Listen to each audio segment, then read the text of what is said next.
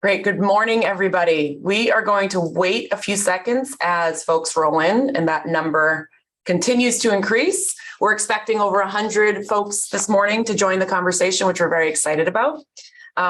Just to center everybody and make sure you're at the right Zoom, this is the Women in Nonprofit Network conversation. As everyone knows, the WIN Network was a collaboration between the Red Sox Foundation and the Women's Foundation of Boston that was formed back in 2019 with the hope to make sure that we can really connect, learn, and collaborate as female leaders of nonprofits in the Commonwealth.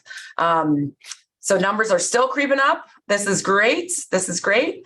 Today, we're really excited to be joined by some amazing panelists around a conversation that's really focused on the recruitment, the retention, and the development of individuals in our nonprofit worlds. A topic that I think is too close to so many of us. If you're like me, you have struggled in hiring and also retaining some talent over the pandemic specifically. So I think this is a very timely and very needed conversation, and a conversation that we're excited to know was brought to us by our participants. The WIN Network has over 300 women enrolled in it to date, and we're still looking for more. It's free enrollment, so please pass the word along to any of your network out there in the Commonwealth. We're always open to adding more individuals to this amazing collaborative of female leaders across the state of Massachusetts. A few items of housekeeping before we jump into the panel conversation. This Zoom will be recorded. We'll be sharing it out on the WIN YouTube channel after this morning. So please know that if you miss something, you can always rewatch and get it on the YouTube channel. We'll also have the Q&A. So if you look down at the bottom of your Zooms here, that Q&A button, feel free to ask any questions at any time during the conversation. Myself as the moderator, along with our panelists, will be able to look at those questions and answer them appropriately. And hopefully we'll have time to get to everything. I don't even think I introduced myself now that I'm thinking about it. My name is Bekah Salwasser. I'm the executive director of the Red Sox Foundation. Hopefully everybody here knows me because this is the 9th WIN conversation I've been hosting. It's my honor to host this conversation. As the head of the Red Sox Foundation, I've worked closely with Christina Gordon, the head of the Women's Foundation of Boston, to bring WIN to life over the last couple of years, as I mentioned. The other role I have here at the Boston Red Sox is as Executive Vice President of Social Impact, which gives me the honor of working in the space of diversity, equity, inclusion, and belonging here at the Red Sox. But my role today here is really principally focused on the foundation and bringing together the female leaders of nonprofits across the Commonwealth, as I mentioned.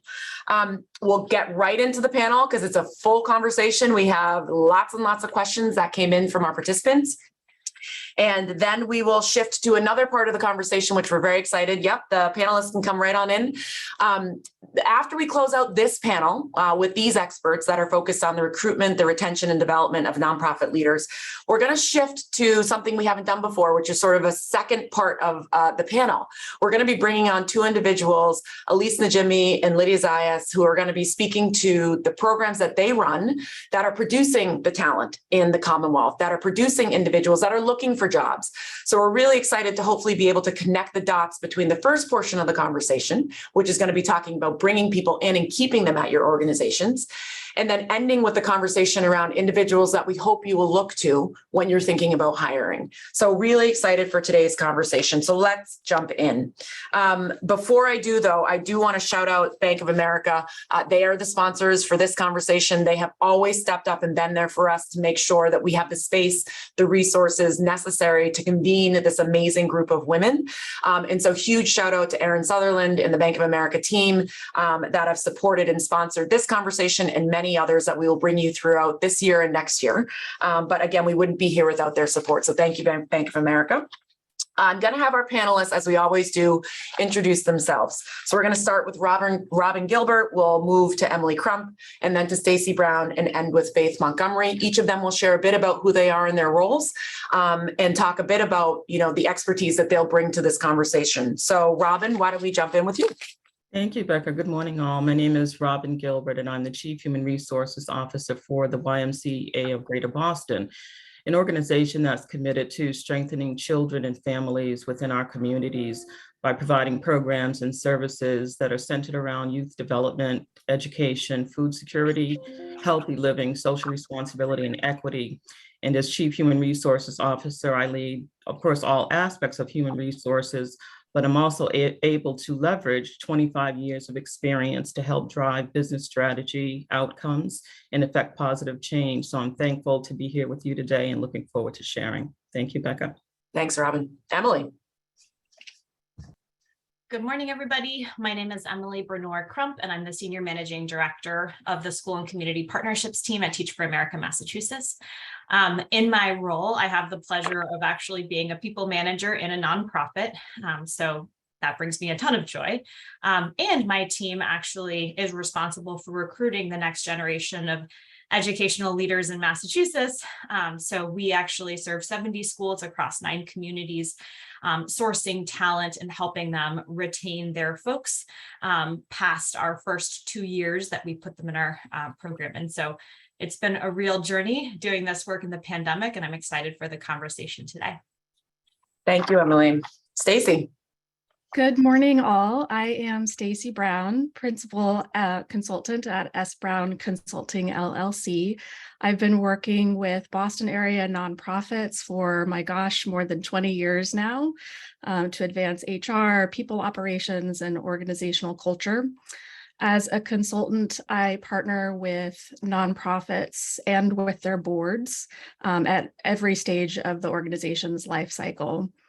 Prior to consulting, I led the HR departments at the Trustees of Reservations for about 5 years and the Isabella Stewart Gardner Museum for 10 years. Both are very near and dear to my heart, and I will say are my favorite nonprofits in Massachusetts. And Faith. Good morning, everyone. Faith Montgomery with Lindauer Global. I'm currently a sitting vice president there. The organization has been around for about 25 years. We are woman founded and women owned, and I'm really proud to be a part of this network and executive recruiting. So my focus really is primarily on executive search, talent management initiatives, coaching for client partners. I've worked with national and international clients to identify talent to meet their ever-changing needs. So similar to my colleagues here, I am interfacing with boards, with staff, with community partners to bring forward the best talent that adds to the culture and adds to the value of an organization. So I'm also strategically placed to help decision make around infrastructure, around strategic planning, as well as building teams that are going to outlast the problems or the concerns that are facing in the community. So love being here with you today and can't wait to get into this conversation. Thanks, Bekah. Thanks, Faith, and thanks, everybody. And as I hope our participants out there can see, we have the best mix of individuals from across the industry that can share perspective all across the area of recruitment, retention, and development of staff. So really excited to get into this conversation. Let's begin with recruitment. Emily, this first one's for you. And again, most of these questions came in for participants out there, and I see we actually already got our first question on remote work, so we'll get to that in a bit. Thank you for whomever sent that question in. All nonprofits aren't created equal. As I mentioned before, so many of the nonprofits listening, some are huge and have millions and millions of dollars in their budget. Some are one-woman shops, very, very small budgets. How can those small shop organizations with fewer resources and less well-known brands recruit talent competitively with the organizations that have bigger brands and more money? That's a great question. So I actually think my first piece of advice for smaller nonprofits with less brand recognition and resources would be just to capitalize on every opportunity to build brand recognition, to make sure you have a presence in social media, to make sure you're participating in networking events, and leveraging the connections that you already have in the space. Candidates are much more likely to apply to a role at an organization where they actually have heard of, or at least their peers have heard of. And then I think my second piece of advice is to maintain a hyper proactive stance on talent recruitment. So often we as nonprofit leaders, big or small companies, we start recruiting once we have a vacancy, which is a little bit too late, right? So what I like to do is I like to have a list of maybe 20 candidates, about 3 to 4 people per role, of people in my network that I think could actually be a great fit for my team. And as I'm networking in this space and sharing proactively about my team's work and my organization's mission, I'm building connections and building a bench. I like to maintain contact with those 20 people, about 1 to 2 touch points a year. A little bit goes a long way. And then when a vacancy arises, it just makes it so much easier to start that search process, right? So again, just making sure that you're always building that brand recognition and always building your bench. I love that. Always building a bench, and don't be reactive to the hiring process. Always have that database and steward that database. And Faith, in your world, have you seen that signing bonuses are worth it? Absolutely. Yeah. Not in every case, but Yep. certainly it's enticing. It's a point of negotiation, quite frankly, when an organization is really mindful of budget and they want to stay inside the parameters that have been set, looking for creative ways to still bring talent forward, signing bonus should be an option on the table. And many times you can offer that signing bonus with some contingency, retention contingency, where you want a person to stay put, right? If they decide to leave within X number of months or whatever that time frame would be, then that signing bonus is owed back to the organization. So in some ways, it can be a negotiating tactic to call the talent forward, and also a way to at least retain for a certain amount of time. So absolutely worth considering, particularly when the salary band is not enticing enough. Yeah, that's an excellent. And I had no idea, by the way, that you could add that stipulation of sort of staying put for a bit tied to that bonus. So thank you so much. Robin, this question came in actually multiple times. Folks might not always have the monetary resources to support staff. So, there's memes all over the world that are like, stop the pizza. They'll thank you lunches right in the office. We just want money or PTO. So, what can nonprofits do that might not have the cash to give people, as a reward? What are other perks, and are they worth it? Yeah, I say absolutely yes. Certainly a competitive salary is important, but it's oftentimes those non-salary benefits and perks that have the most significant impact on employee engagement and satisfaction, and actually in creating a positive work culture. Ultimately, it leads to attraction and retention. And with that, we focus in on the whole aspect of the employee experience. So certainly reward and recognition programs are very important in making staff feel valued.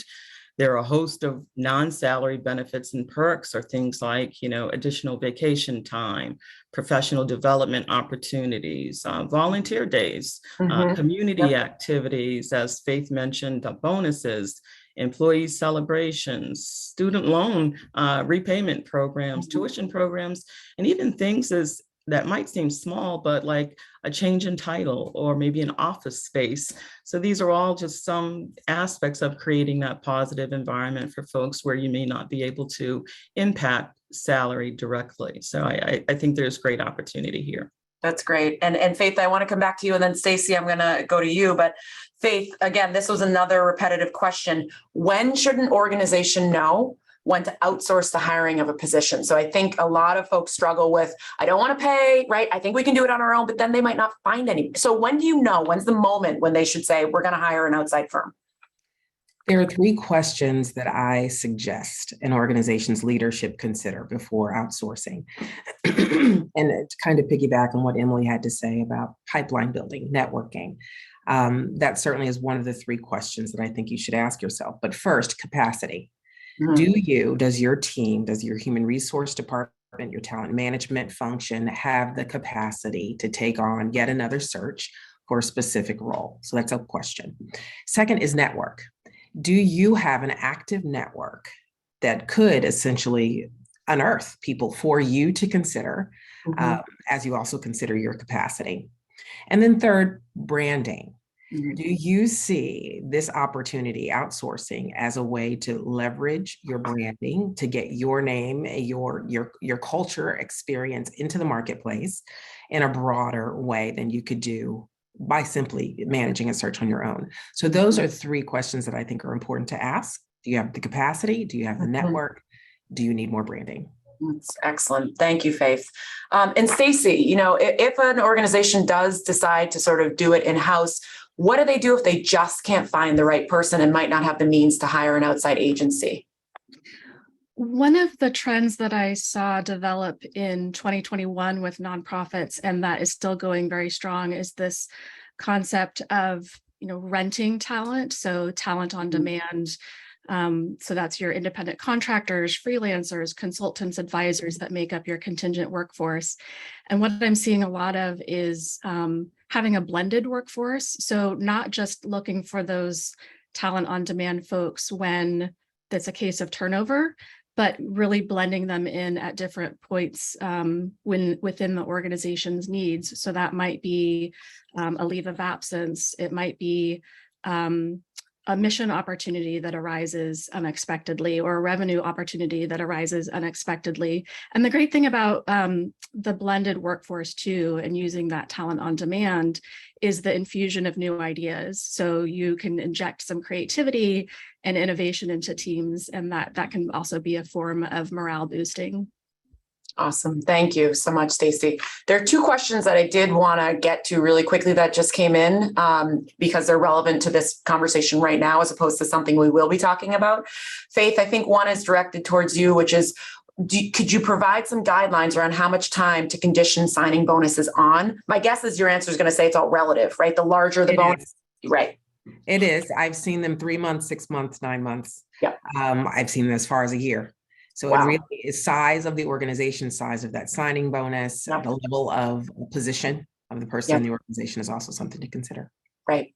And this could go to really anybody, but this is an interesting question, which we've talked about here at our organization when I began. But for senior development positions, are nonprofits beginning to add a bonus structure based on funds raised, like, the development folks reaching their goals?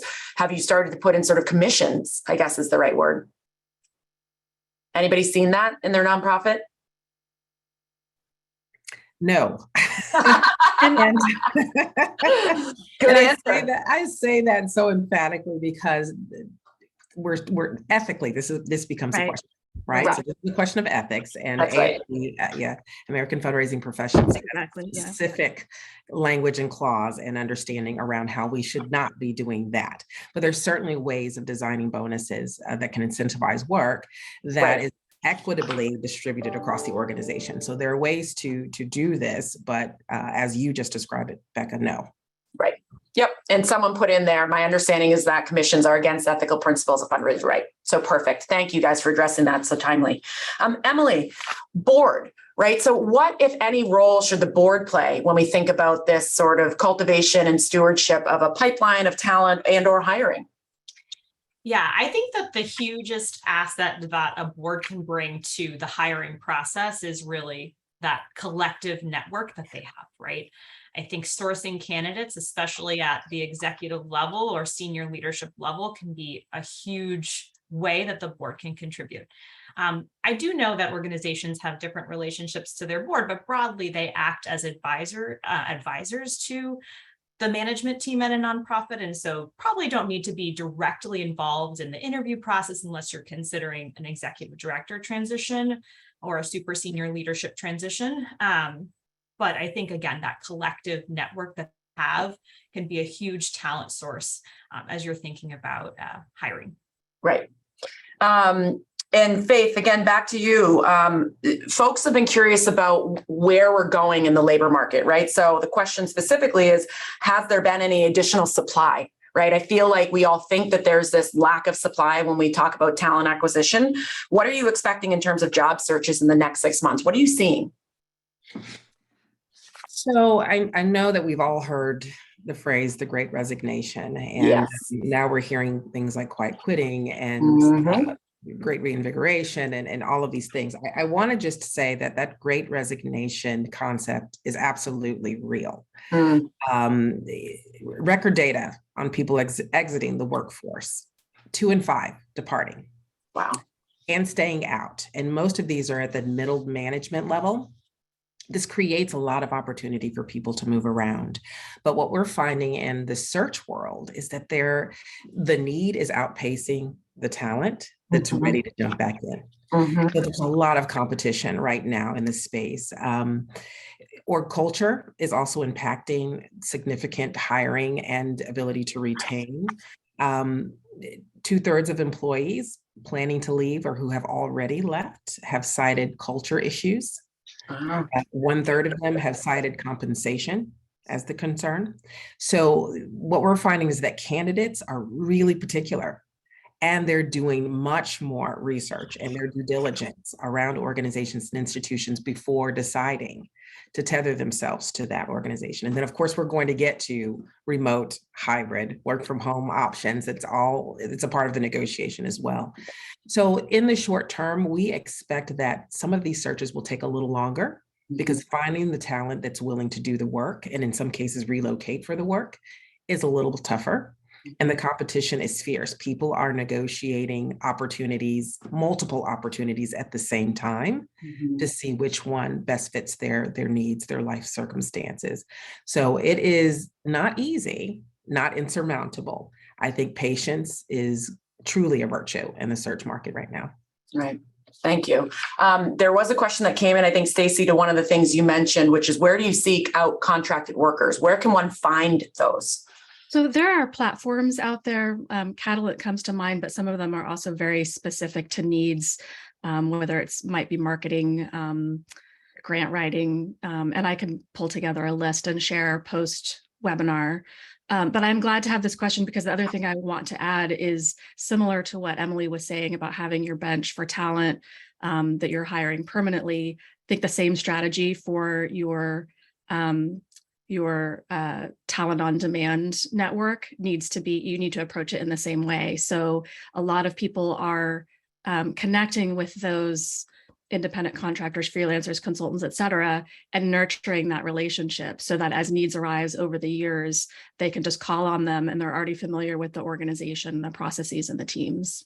And another question, great question came in, and maybe Robin, you can address this, or Emily, anybody really, but struggling with hiring more BIPOC employees. Are there any specific places, your organizations, talent pipelines? How are you managing around that challenge, I think, that a lot of people are seeing to diversify their workforce, Robin? I think that we're certainly making every effort to connect with a variety of universities and schools, posting to a number of diverse websites. We're out in the communities. We're in places where people are working and playing and exercising and the like. I'm not sure that there's a secret formula for attracting folks, but it's really important to, have and promote that environment where people will feel welcomed and invited. And, you can really market yourself that way about your inclusivity and diversity. So there's no magic bullet, but I think it's certainly getting, out there and helping people recognize who you are and what you do. For sure. And Robin, we're going to stay with you because a question came in about generational differences. We're going to move the conversation from recruitment into retention now, and building that good culture and people management and development. And I think it's relevant because Faith was noting that culture and compensation are two key factors or triggers as to why folks are leaving. So let's talk about culture a bit. How can organizations with generational differences between staff, how can you manage that successfully when one might think success looks totally different than the 23-year-old, right? I think you might be in my house, but that's okay. I think we have to start by recognizing that differences are not bad things. Difference is good. They're really learning opportunities. And by increasing the understanding between the different generations, managing those expectations, we can actually leverage their respective capabilities. Yes. Help them team and work together to really accomplish the goals of the organization. I think training is also important in helping generations understand one another. And we have to be open to change and understand that change is really a good thing. So managing expectation, listening to different perspectives, and helping each other learn from those differences, I think is key in success there. Yeah, and you hit on the next question, which was sort of what supports can you provide folks to help manage through those differences? And you talked about the training and whatnot. So thank you so much. Stacey, any advice for young women in nonprofits specifically that want to have their voice heard by leadership? And to be honest, this question could apply to really any young person in an organization, right? That doesn't feel like they have the title, the platform, and just the experience and tenure to really have a voice. But, what the question came in specifically to say, like, I could offer as a young person, clearly not me, but a real young person, new perspectives to the organization, and I'm not feeling heard. How can I sort of offer those experiences and that perspective in a way that might change and better the organization? So one of my favorite programs that I see is the reverse mentorship. And so for those who don't know, the reverse mentorship is partnering a junior professional with a senior professional within the organization so that the junior person can share their expertise, usually around technology, digital media, social media, which both offers a new perspective, but also is a great opportunity to empower emerging leaders. And then another thing is I always love to give at least one concrete thing whenever I can. So as silly as it might sound, there's actually a card deck, like a deck of cards, but it's called Make Your Voices Heard, I believe. And it's literally just like they tout it as having a coach in your pocket, and it's specifically geared towards women and especially young professionals. So it's around topics ranging from public speaking to making compelling presentations. So it might be a good gift for emerging young professionals in the organization. Yep. Awesome. Thank you, Stacey. And just to note for our panelists, there are questions coming in. Some are quite specific. Faith, one might be one that you might want to take a peek at, just about equity and compensation, and thinking about if someone comes in at a higher level at the same title of someone that's been there, that doesn't quite feel right if they were able to negotiate a higher salary. So how do you manage that? So I don't know if you want to take a peek at that on the questions as I move forward with another question actually for you, Stacey, and then Emily, we're going to get to you. But so many bad things, unfortunately, are happening in the world right now. Everything from, environmental disasters to mass shootings and just some awful things that oftentimes plays out in folks, energy levels, right, in the workplace. And how can an organization keep morale up and culture and just positivity up? Because we know it's such an important factor in whether or not someone's enjoying their time at an organization. Well, I think that there are things that organizations should just be doing as a matter of course for as they put their attention towards their culture. So those are things like professional development opportunities, training, feedback, but more specifically to this very sensitive point in time. And by point in time, I don't necessarily mean today or even this year, but these past few years and what's upcoming. I would say there's a few things to consider, making sure that you are remaining laser focused on your mission and your strategic plan so that you know when to say no and when to perhaps say not now. I think a lot of employees are looking for a little bit of breathing room when they can get it. Another thing is providing not just flexibility, but really extraordinary flexibility. I think that's one of the key things that, in addition to compensation and PTO, that people are looking for. Conducting listening sessions and asking questions like, how can we better support you? Or what is it that you need right now? Expressing gratitude, of course, appreciation. I would also add that making sure your managers are trained and understand the importance of all those things, because really when it comes down to it, the managers are the ones who are infusing the culture of the organization and what that vision is. I would also say, infuse some lightheartedness. If you're on Slack or Teams, create channels where your employees can share photos of pets and kids or share recipes or Netflix recommendations, whatever it might be, to help build some camaraderie. I think ultimately, what it comes down to is to be human and to show compassion. Yeah. And Emily, this question is somewhat similar to what Stacey was just saying, but, for the folks that you recruit that work in schools, like talk about burnout and just sort of need to continually infuse them with an inspiration. Can you talk about tactics that you use at TFA to make sure that your staff that are working, particularly through the pandemic, and we all know the challenges there in schools over the last couple of years, what have you seen that has worked to continue to inspire? Yeah, so this is such a juicy question and I really appreciate it. And there are a lot of ways I could answer it. I actually think Stacey just named a ton of ways that both address the challenges that we're living collectively at this moment, but also just they're good retention strategies and strategies to keep morale up.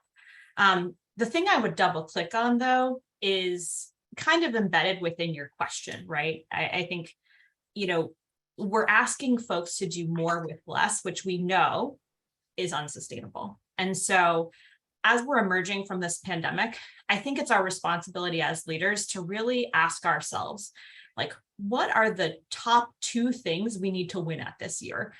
What does our strategic plan ask of us? What roles do our staff members play in meeting those goals? I actually think that when staff members hear, like, I need us to focus on these 2 things, they breathe a collective sigh of relief. Because it's clarifying, right? That but what really needs to be the priority. The second thing is just doing an audit of some of the preferences and traditions you might have in your organization. Like, in some cases, there's work streams or tasks that we just hold on to because it's the way we've always done things. But a question I like to ask myself is the juice really worth the squeeze here? And again, once we collectively let go of some of those things that might not actually have as much impact as we intend, we feel ourselves and our employees breathe a collective sigh of relief. Totally. And I'm going to jump around, just keeping an eye on time to make sure we can get to the remote work section, which I know everyone's waiting to hear about. But before we do, I do want to ask you, Faith, if you've seen, and I think we all know the answer here, but salaries trending up. And what does that mean to the nonprofit space whose resources might not be trending up, right? Like, how is that sustainable?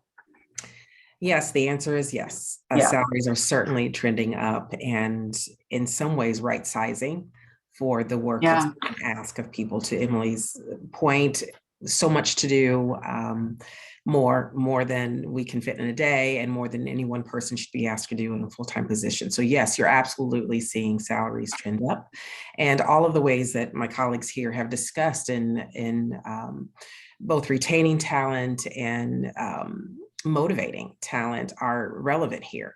So different ways of creating culture, making sure there's flexibility. I love the juice squeeze idea there, Emily, but I think about perfect. Perfect is the enemy of good. Sometimes we spend way too much time trying to perfect whatever it might be that we're losing momentum in the good thing, and we're exhausting our people. Management also, someone said that training our managers to be in line with whatever the value pillars of the organization are. And we quantify those as managers. So making sure that people are presenting throughout the organization the way leadership has set the tone. So if this is a culture of gratitude, make sure everyone is gracious and expressing gratitude. If it's a culture of flexibility, compromise, whatever the value is, making sure that everyone is marching to the beat of that same drum, because we know in great percentages, people also leave because of supervisors and managers. That's right. That's right. Thank you so much, Faith. And we're going to transition now to the remote work questions, which is clearly the elephant in the room. You've already mentioned quiet quitting, Faith. So, I'm going to put everybody on the spot. I gave you the heads up. The question is yes or no. And it's a very simple question. Should nonprofits offer work from home options? Robin, we'll start with you, then Emily, then Stacey, then Faith. Robin, yes or no? To the degree that they can, yes. Emily? Yes, to the degree that they can. Okay, Stacey? Yes. Okay, Faith? Has to be a part of the conversation. Yeah. Okay, and then the second follow-up question, which I do want all of you to answer, maybe you don't have to, because I think we might all end on the same answer, which is it depends on the nonprofit, but the right mix. We literally got the question, should it be 4 and 1, 3 and 2? Like, how do folks land on the right combination of hybrid days in and days out? Robin, let's start with you. I don't think there is a one size fits all in terms of, a best mix, as, many may be driven by business needs, whether or not a job can actually be done, remotely or from home, productivity and the like. We certainly know that there's enough research that indicates that, U.S. employees on average would like to be home at least, 2 days. I should say, 2 days in the office, 3 days home. But I think that there are a number of factors that go into that. But regardless of the mix, I think it's important, for us to have consistency in uniformity whether it's, specific number of days in the office a week, or whether it's a percentage of time. So there's no one answer that's going to fit every particular situation, but I do think it's important for us to, try something on and see if it can benefit the organization. But I did hear you say that once applied, it should be applied to everyone in the organization and everyone should be following it. To the degree that it can. Some positions don't lend themselves to a remote environment, but if they do, absolutely. Yeah. Consistency and uniformity, I think, is key. Yeah. Emily, did you want to add anything? Yeah, I mean, I think my response is very similar to Robin's, that, it really depends on the requirements of the role. And so every role on my team holds a different function. So some roles require that you're in person more, in the office more. Other roles are much more flexible or require that you maybe are visiting schools. And so I think, again, it just depends on the requirement of the role, and that should be put up front in the interview process so that those parameters are really clear and transparent. And Stacey, I'd love to hear your take, and anybody else's too, on what to do if employees start to take advantage of it, right? If you feel like if you centered around 3 and 2, 3 in, 2 home, what happens if employees start to do the 4-1 home and then they're 5 days? Like, how do you manage against that?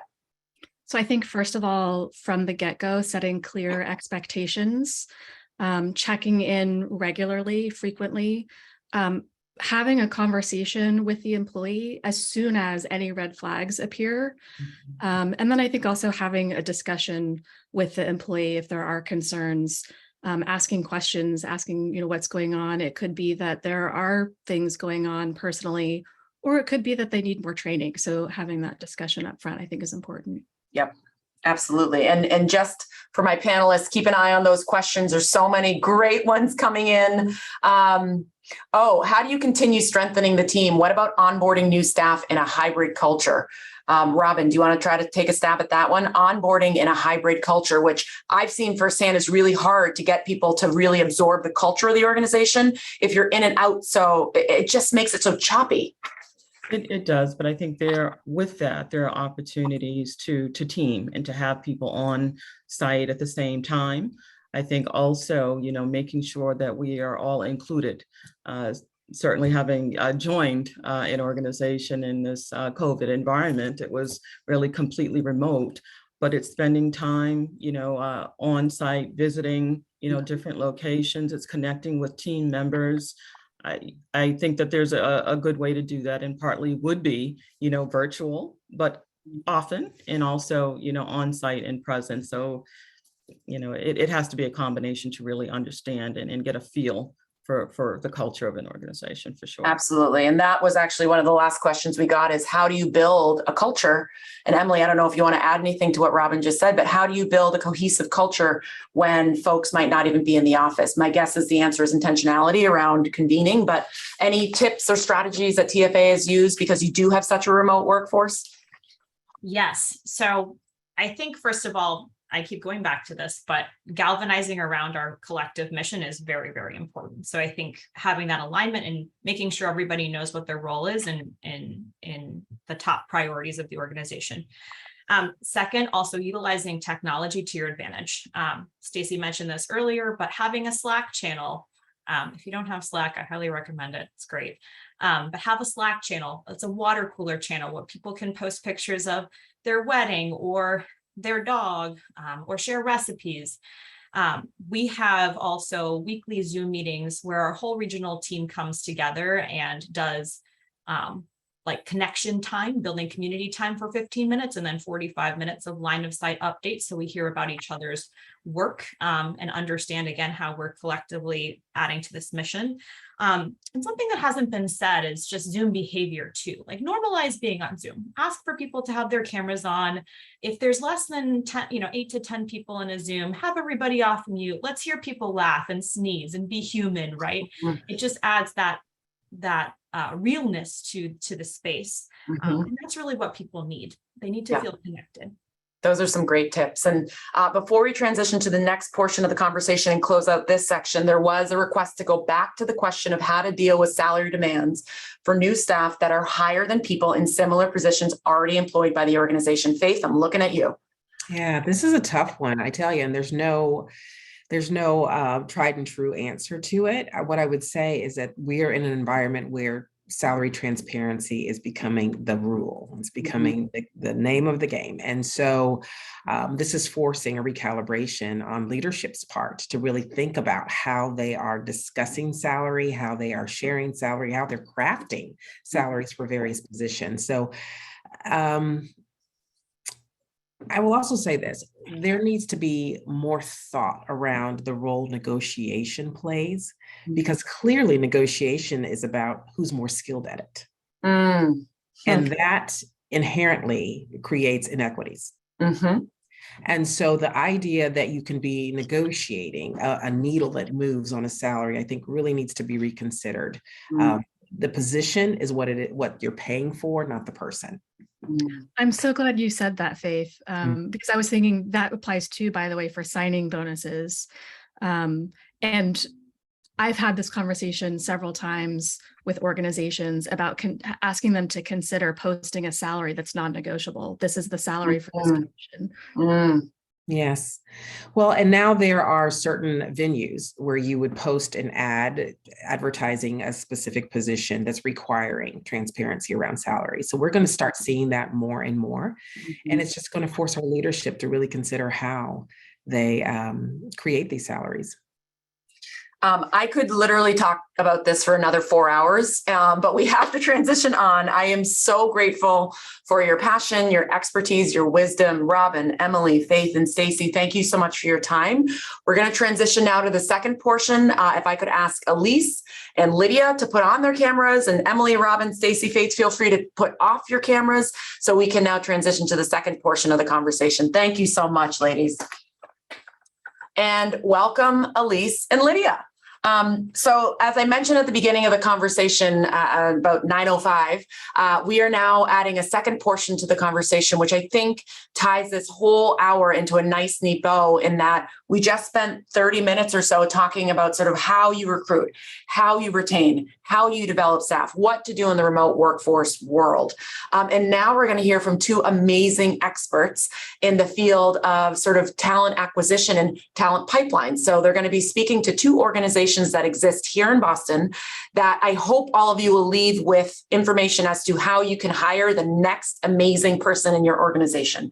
So I'm going to have Lydia and Allyce both share a bit about who they are and what they do, and then they're going to dive into exactly what their programs are and the type of individual that they're graduating. So Allyce, why don't we start with you? Thank you. Hello, everyone. Thank you, Bekah. I see many friends here on this Zoom, and I'm very happy that you joined today. And it's funny you think that we're experts in this. I think everyone on this Zoom is probably equally doing great things and working hard to prepare the next generation of leaders. So I give credit to all of you. So I'm just going to tell you a little bit about who I am and what we're doing. And soon you'll meet Tarjane, who's one of the young people that we're going to be talking about today. My name's Allyce Najimy. I'm the CEO of the Foundation to Be Named Later, which is the charitable foundation of Theo Epstein and Paul Epstein. Many of you are our partners here on this call. And you may or may not know, I'm also one of the co-founders of the Umass Boston Sports Leadership Administration Program. It's the first and only bachelor's degree in sports management in the city of Boston. A lot of colleges around Boston have the degree, but Keith Motley, Charlie Titus, and a host of advisors and I have been working for literally 14 years to get this program off the ground. Of course, we launched it in 2019, and Tarjane is one of our first students. She was there at the beginning. So we had one semester of in-person, and then we went virtual for 2 years, and we're back in person, I'm happy to say, this year. And the goal of both things that I do is to develop the next generation of leaders for our industries, whether it's sports or any industry that our young people want to get into. So really quickly, we have the Peter Gammons College Scholarships through the Foundation to Be Named Later, named after the Hall of Fame journalist, Peter Gammons, who is a Hall of Fame person, really.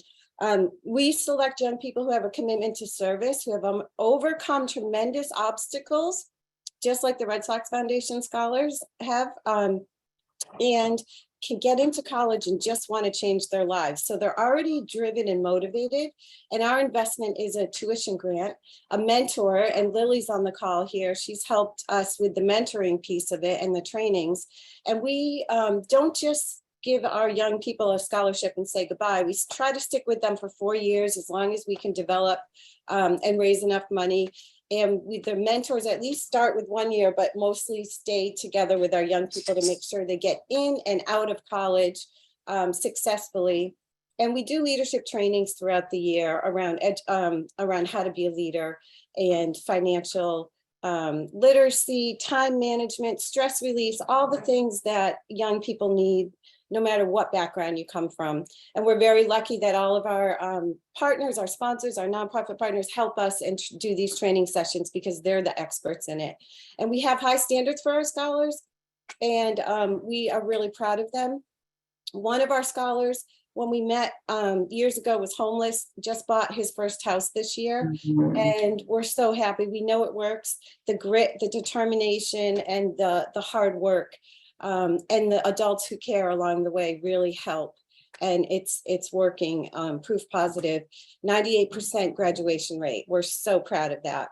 Awesome. The Umass Boston Sports Leadership Program, we teach our people, we thought we'd have 25 people in the program. We now have 105 in the major. We have exceeded all expectations, and we have noticed, and we have high demands for them. But what we're teaching our students at Umass Boston Sports Leadership is to lead from wherever they sit. And it's really a whole program around leadership.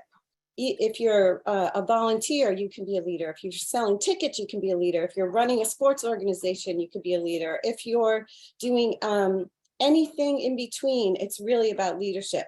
What does leadership mean? How do we help you learn leadership?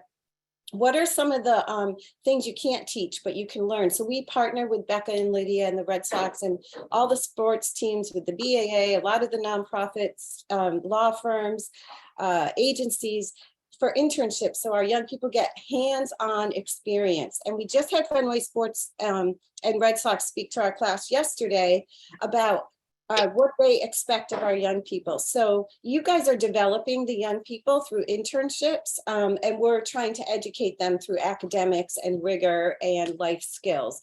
So we're really proud of it. And we always love to learn from you all on this call, like best practices, what you're doing. And when we do, just a quick couple things, it was hard during COVID on Zoom, but we had high standards. Turn your camera on as best you can. Dress the part. Don't zoom in from your dorm room in your bed. You know, like simple things. We just had high expectations. Send thank you notes. Make sure you're being thoughtful. Make sure we think big, don't think small. So just like the things that you don't always think a student needs is the things that we're being very deliberate about. And we're asking them to teach each other on best practices and how to do things. So in a minute after Lydia, you're going to get to meet Tarjane, who is a great example of one of our Umass Boston, and she's developed by the Red Sox. So she's perfect. Anyway, I'll turn it over to Lydia. Thanks, Allyce. Hi, everyone. I am Lidia Zayas. I'm the Senior Programs Manager here at the Red Sox Foundation. So I wear two important hats, I believe. So the first is I oversee all of our youth baseball and softball programming throughout the city and Lawrence this year. And then the second is I oversee all of our educational program, one, which is the Red Sox Scholars Program, which is very near and dear to my heart. This is my 9th season with the Boston Red Sox, which is very crazy to think about. But I've been with the Red Sox Foundation for many years. I am a Red Sox scholar myself from the class of 2004. So I was selected in the 5th grade back then with the 2nd class of Red Sox Scholars. And I'm here to talk to you a little bit more about our Red Sox Scholars Program. So we select 7th grade students in Boston Public Schools. All you have to have is a commitment to your academics and some sort of financial need. So we're not looking for the best of the best. We're looking for a very well-rounded group of students. So if that means that you are not having straight A's, but you go home to take care of the younger sibling or help mom and dad or just mom by working a part-time job, we take all of that into consideration. And then we follow you for at least the next 9 years so that you can hopefully graduate with as little debt as possible and are prepared to enter the workforce, which is obviously very important to us. So We promise them a $10,000 scholarship once they graduate from high school, but we like to call ourselves a college success program. So the mission of our program is really to empower our students. They have it in them. Every year we have over 300 applicants and select 12. So we're currently at over 337 students actually. So we empower our youth to pursue and achieve their goals to, through, and beyond college, which is very important. So again, you're not just a Red Sox scholar when you are in middle high school. You're not just a Red Sox scholar once you're in college. It really is beyond to that. So we are working with our Red Sox scholars to enter different workforces. And all of our scholars at this point, I think, are in every field. So we have in the medical, we have in the law field, financial industry. So literally any industry you can think of, our scholars are working in that. And we're doing this by providing mentorship. And the mentorship piece is very important to us because not anyone is a mentor. All of our Red Sox Foundation staff members working on the program are the mentors. And then we are just giving them access to academic, professional, and social support. Some of the colleges that our scholars are attending are Georgetown, Harvard, Howard, BU, Northeastern, Umass Boston, Notre Dame. So we have lots of students who are very smart and just need the extra support to be able to be in those rooms that sometimes or otherwise they wouldn't be in. So that's really what the Red Sox Scholars Program is about. And I could talk for hours about this. I'm going to give Tarjane some time to speak. So if you have any questions, please, I am here. And our scholars are always looking. So if you have any positions opening, please send them our way. I'm sure I have a select few in mind.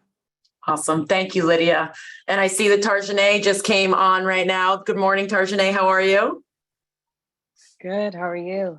Good. So I don't know if Allyce, you want to intro her more than, I mean, we know who you are. Allyce spoke. I think you heard it. You were given a shining introduction about your work and participation with the Gammons Scholars, but also, as your employee now at the Red Sox FSM, FSG family. So maybe you can just speak to your experience at the Red Sox, your experience working with and for Allyce, and just sort of what your hopes and aspirations are after, hopefully we can retain you at the Red Sox, but long-term sort of aspirations. Thank you. Well, thank you, Allyce, again. I personally, I think it all started when I was at Tech Boston and I played sports 4 years, basketball, softball, track, volleyball. It was just like everywhere, but mainly basketball. So I started working with scholar athletes at first, and that was super great. And then it just turned into now college. And it was business first. My dad's a grants person. So, he was just money, money, money. And I was just like, no, I want to do sports. And he's like, is that going to get you money? And I'm like, yes. So went to UMass Boston. I was a business major at first, a freshman, didn't really know what I wanted, but I knew I needed business because everybody said, business get you money. So I was like, okay, I saw Dr. Cooper come in and I knew Allyce prior to this. And she did mention to me that we have a sports program. And I was like, the only sports program that UMass Amherst. Like, I don't think UMass Boston gonna get this by the time I'm able to graduate. Like, so I remember this like it was yesterday. Dr. Cooper walked in with his little entourage and they were all in their suits. And I'm like, oh, what's going on? Like, I need to see this. And kid you not, he had his little setup. He told me what it was about. And that day I switched my major. My parents were mad, but it's great now. So that's all that matters. I switched. I realized that what he was doing was very different from a lot of the programs that were in Boston. It was hard for even women to younger than myself to get into sports. And I talked to a lot of girls on campus and they were just like, that's why we play it. That's why we play it, because it's like, there's no other way. So I was like, nah, I'm gonna figure this out. I'm gonna figure it out. So I switched that day. Dr. Cooper is amazing. Allyce is amazing. Charlie Titus is a very great person. I love him. He's super great to UMass Boston. And yeah, so I switched that day. We literally started and I didn't realize that I had to talk. And I just started recruiting more students. They were like, oh my God, this is dope. And I'm like, so are you gonna join? because I need more people. And they did. So I spoke at the first inaugural meeting, like introduction to the program at Umass Boston. It went successful. I met a lot of people, Tom Karen, CEO of Nike. It was just like a lot of people. It was really good. So after that, it was just like a turning wheel, just kept going. Like it was just going in like stairs. I was happy. So then I took courses. I got 2 programs started. The SLASA, which is Sport Leadership Administration Student Association. And then I started the Women's Sport Leadership Student Association, and that is amazing, even though it just started literally this year, but it's going great. And that's a space for women only to be able to talk about sports and be able to sit there and, you know, express like, what are the things that we struggle with, even with men being dominant still. And it wasn't to bash men, but of course they felt a little, you know, timid, and, you know, we still make it inclusive to everyone. It was just like, I wanted a safe space for that because it was hard, you know, speaking in front of a lot of hockey boys, baseball boys, and they're like, what do you know? And it's like, I know as much as you do. So I'm very passionate about it. It's like my baby. I love it. Allyce is amazing, who I talk to almost all the time and drive her crazy with a lot of questions because I'm like, how do you do it? Like, it's so good, but it still works. I feel like I'm grateful because coming from just a school like Tech Boston, like nobody knows what that school is. It was just like a school in Boston that was just like right up the street. So my parents sent me there. But I feel like if it wasn't just like an ordinary school, I don't think I would have had this much of a connection within the way Boston all tied into it. And then obviously Red Sox came into play. I'm not gonna lie, my summer was amazing. I did not mind going to work to Red Sox. I had a fun summer. I thought it was just like, I never thought about Red Sox. So then when I got it, they're like, everybody's like, oh my God, you went to Red Sox? You work with the Red Sox? How was it? What'd you do? And I said, Red Sox stuff. But no, I have to be honest. It was amazing. It was long days, short days, but they were great. And I felt like I've learned what I thought I loved is not what I want. And that's okay. It's not like a bad thing. It's just like I needed to go through it in order to see what I needed and what I didn't want. Yep. And I'm a senior, so I don't have much time to my parents. I don't need to rush, but you know, I am a senior at Umass Plus right now, and it's a lot of pressure. And I'm the oldest of 7, and they play sports too. So it's always those like, you know, I want to be great, I want to do good, and even being at Red Sox, I met Tom Karen, who is like my idol in broadcasting, something. And Susie Poole, it was like the woman in baseball panel, that was amazing. So it was just like a lot of connections I felt like I made the whole summer, and then like realizing what I thought I wanted and I don't want it now. And I don't think it's a bad thing. I just kind of realized like where I need to go now instead of like just sitting there not knowing. So yeah. I think I'm very grateful. I don't know what I would have done without the sport leadership program at Umass Boston, because I was going to transfer and find something else, because it was just hard in Boston. Like, especially as a female who's young and you're not even like it's hard to get into anything around here. So I do appreciate Allyce again, and I could talk about this for hours, but yeah.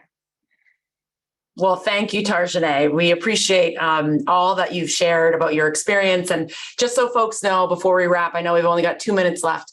We will be sharing Allyce's contact information, Lydia's contact information about the organizations they spoke about. And it was wonderful to have a glimpse of the talent coming out of the sports leadership program of UMass with Tarjane. So thank you for sharing your experience. Just to close us out, in the last minute that we have, I have the raffle winners here. And just so folks know what they're going to be being raffled or what they will win, the Bank of America, our sponsor for today that I mentioned earlier, has provided the ultimate Fenway package experience, which includes incredible seats to our last game on October 5th, next Wednesday, 4:10 p.m. game against the Rays. These tickets include all food and beverage, pregame access to on the field before the game to watch batting practice. So really unique opportunity here. Thanks again to Bank of America. And the winners are Karen Monty Brodek, Emily Haber, Deborah Heimel, Tina Powderly, and Rachel Gwaltney. I apologize if I did not pronounce your name correctly, but we do have your email contact information.